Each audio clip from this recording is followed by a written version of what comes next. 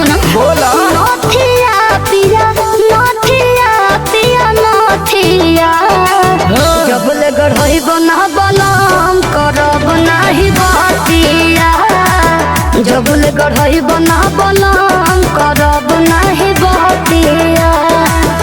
अच्छा तो ये बात बा। हो राहुल रॉकी